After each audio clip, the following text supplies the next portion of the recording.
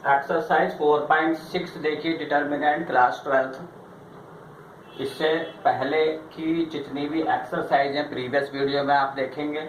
और यहाँ पे देखिए आपको एक नई चीज़ मिल रही है कि अभी तक हम लोगों ने सॉल्व किए थे जो आपकी इक्वेशंस होती थी एक्स वाई बेस्ड 2 वेरिएबल्स पे। तो 2 वेरिएबल वाली इक्वेशंस हम लोग अलग अलग मेथड से सॉल्व करते थे। सब्स्टिट्यूशन मेथड होता था, एलिमिनेशन होता था, क्रॉस मल्टीप्लिकेशन होता था। अब हम जो मैट्रिक्स लगा के हम किस तरह से इस क्वेश्चन को सॉल्व करेंगे, तो सबसे पहले यहाँ पे जो फर्स्ट 1 to 6 क्वेश्चन है वहां पे देखिए लिखा हुआ examine the consistency of the system of equation in question number 1 to 6। Consistency का क्या मतलब होता है, पहले इसको समझिए। तो थोड़ा सा बैक गियर लगाइए, क्लास 10th में पहुंचिए। तो क्लास 10th में आप लोगों ने 2 वेरिएबल्स इक्वेशंस पढ़ा था। तो उसमें ये था कि यूनिक सॉल्यूशन है, ठीक है, और मैनी सॉल्यूशंस होते हैं, इनफाइनाइट एंड मैनी सॉल्यूशन होते हैं, नो सॉल्यूशन होता है। तो जहाँ पे भी हमारे मुंह से वर्ड निकलता है कि सॉल्यूशन है, यूनिक सॉल्यूशन है, तो वहां पे कंसिस्टेंसी होती है। मैनी सॉल्यूशन है तो वहां पे भी कंसिस्टेंट, जहाँ सॉल्यूशन है वहां कंसिस्टेंट होगा, और जहां पे सॉल्यूशन नहीं है, नो सॉल्यूशन है, तो वहां पे क्या होगा, इनकंसिस्टेंट होगा। तो अब सबसे पहले हमें इन क्वेश्चंस में यही बताना है कि सिस्टम हमारा कंसिस्टेंट है या नहीं है। तो उसके लिए आप देखिए क्या करेंगे। तो सबसे पहले आपको क्या करना है कि सबसे पहले आप क्या करेंगे, इसकी वैल्यू जो भी आपको डिटर्मिनेंट दिया होगा उसकी आप वैल्यू फाइंड कर दीजिए।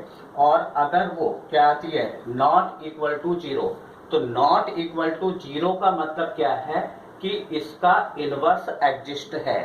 और जिस सिस्टम का इनवर्स एग्जिस्ट होता है वो कैसा होता है, कंसिस्टेंट होता है।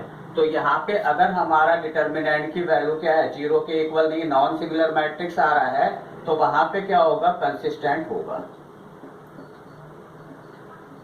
ठीक है। अब इसके बाद में हम आते हैं क्या कि ये तो आपका आ गया कि ये 0 है। अगर कंडीशन ये आती है कि इक्वल टू क्या आ गया आपका 0। अब यहाँ पे दो चीजें आती हैं कि अगर इक्वल टू 0 आ गया तो नॉन सिंगुलर मैट्रिक्स ये नहीं है। जब नहीं है तो उस कंडीशन में दो चीजें हो सकती हैं कि कंसिस्टेंट भी हो सकता है, इनकंसिस्टेंट भी हो सकता है। तब इस कंडीशन में आपको क्या करना होता है, आप करेंगे एडजॉइंट ऑफ ए निकालेंगे, ठीक है, और उसको बी से मल्टीप्लाई करेंगे। अगर वो 0 आ गया, अगर वो 0 आ गया, ये कंडीशन का बता रहे हैं, जब आपने डिटर्मिनेंट को इवैल्यूएट किया और उसकी वैल्यू कितनी आ गई, 0 आ गई, तो 0 आने पे फिर आपको क्या करना पड़ेगा, एडजॉइंट ए निकालेंगे और उसके बाद बी से उसे मल्टीप्लाई करेंगे। अगर वो 0 आ गया तब तो वहां पे कंसिस्टेंट होगा, ठीक है। और अगर 0 नहीं आया मतलब क्या हुआ, adjoint of A into B not equal to 0, तब जो हमारा सिस्टम है वो क्या होगा, इनकंसिस्टेंट हो जाएगा। ये बस इतना सा रूल इसमें लगना है। और जो सिस्टम आपका होता है वो अभी हम आपको बताएंगे। जो इक्वेशन दी होगी आपको एक्स वाई में दी होगी या एक्स वाई जेड में हो सकती है, तो वहां पे जो सिस्टम होता है, तो सिस्टम हमारा जो होता है वो सिस्टम होता है हमारा ए एक्स इक्वल टू बी। तो ये हमारा सिस्टम है। और ये अगर हमारा ए जो है वो नॉट इक्वल टू 0 है तो सिस्टम कंसिस्टेंट है। और हमने इसे वैल्यू ए की हमने कैलकुलेट करी, अगर 0 आ गई तो वहां पे दो कंडीशन हो जाएंगी। तब आपको क्या करना पड़ेगा, एडजॉइंट ऑफ ए को बी से मल्टीप्लाई करेंगे।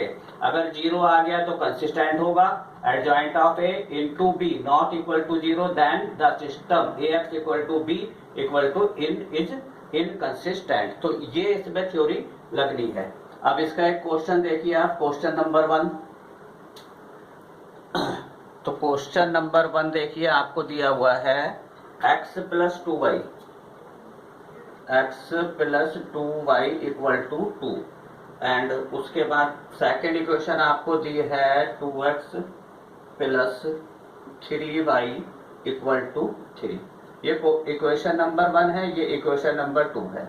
अब यहाँ पे जब ये हमें दो इक्वेशन मिल जाती हैं तो इन इक्वेशन के लिए हम क्या करेंगे, यहाँ पे हम इसका डिटर्मिनेंट बनाएंगे। कौन कौन से बनेंगे हमारे, जैसे ए है तो ये हो गया आपका क्या, देखिए यहां से आप क्या करेंगे, ये बना लीजिए कि जो कोफिशिएंट है, जो मैट्रिक्स ए बनेगी आपकी वो बनेगी 1 और यहाँ पे आ जाएगा 2, यहाँ पे आ गया 2 और यहाँ पे आ गया 3।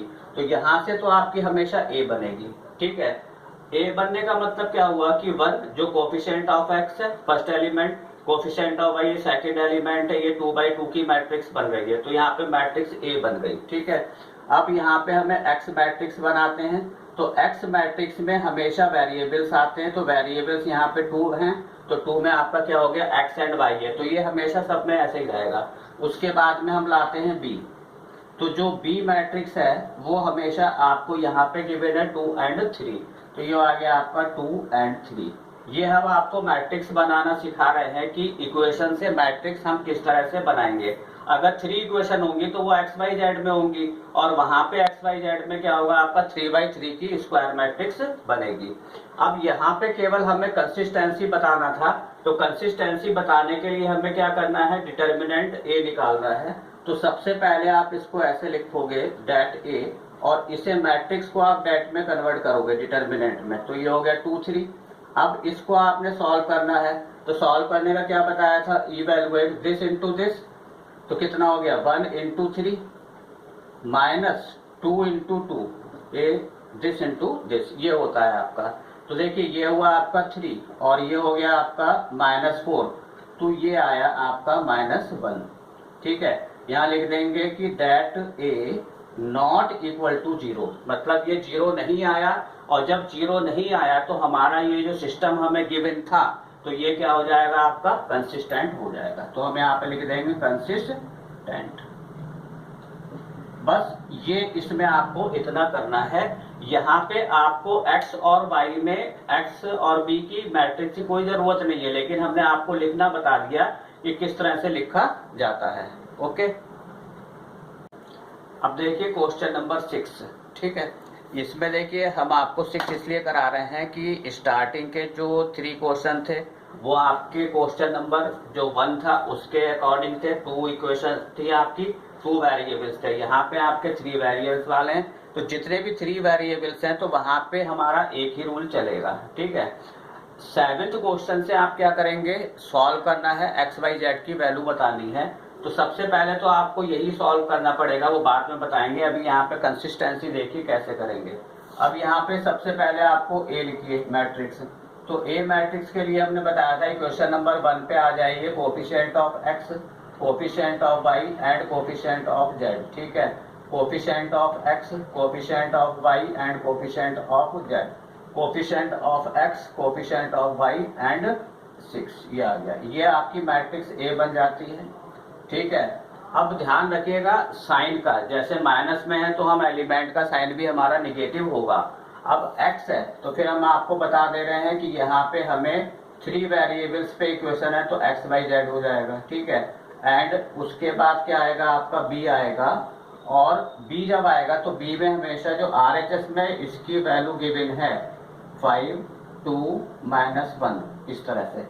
कहीं पे एग्जाम में ऐसा भी हो सकता है कि ये वैल्यू भी आपको यहाँ पे गिवन हो, तो उसको आप पहले RHS में शिफ्ट कर लेंगे और आपका मैट्रिक्स भी यहाँ पे आ जाएगा।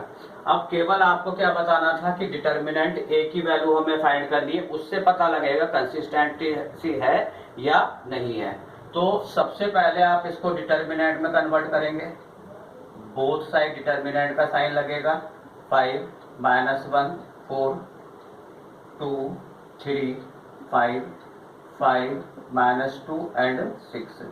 अब इसको आप इवेलुएट करिए, तो फर्स्ट रो के करस्पॉन्ड में कर रहे हैं तो ये आपका 5 आ गया, ठीक है। अब ये रो और ये कॉलम आपका हट गया, तो डिटर्मिनेंट आपका आया 2/2 का 3 5 -2 एंड 6। फिर हम लगाते हैं माइनस, तो यहाँ पे ये आपको दिया हुआ है -1, तो ये आ गया आपका -1।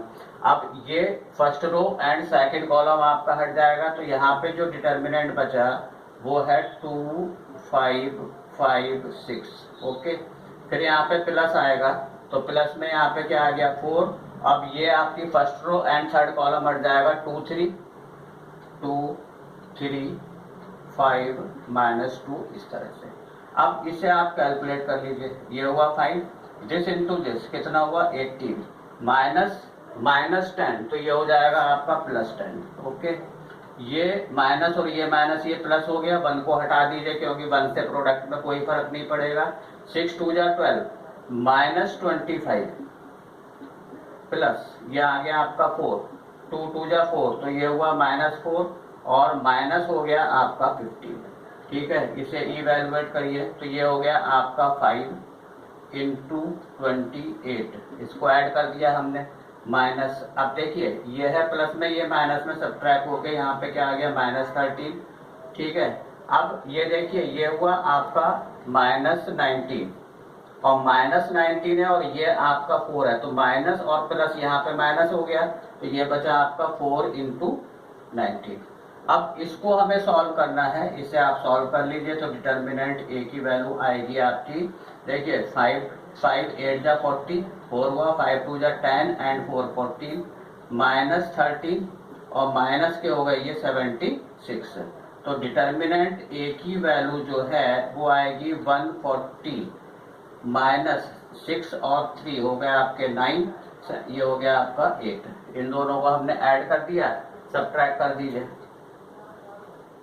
तो ये डिटर्मिनेंट ए आपका हुआ 0 में 10 में से 9 माइनस किया तो कितना हो गया आपका 1, यहाँ बचा 13 में से 8 माइनस करो आप तो कितना हो जाएगा आपका 5, और ये आपका 12 हो गया था। तो यहाँ पे लिख देंगे हम नॉट इक्वल टू 0, और जब 0 नहीं है तो फर्स्ट वाला जो आपका कॉन्सेप्ट है वो लगेगा, तो यहाँ पे क्या हो गया आपका कंसिस्टेंट हो गया। तो आप लिख देंगे कि जो system AX equal to B is consistent. ये अलग अलग लैंग्वेज में हम इसलिए आंसर दे रहे हैं, जैसे यहाँ पे खाली हमने कंसिस्टेंट लिख दिया था, कहीं पे आपको ऐसा भी मिल सकता है AX equal to B is consistent, तो आप कंफ्यूज होने की जरूरत नहीं है। तो सबसे पहले जो अब 7th क्वेश्चन चलेगा वहां पे आपको इक्वेशन सॉल्व करनी है, तो सॉल्व करने से पहले आपको कंसिस्टेंसी पता करनी होगी कि कंसिस्टेंट है या नहीं है, जब होगा तभी आप सॉल्व करेंगे। ओके।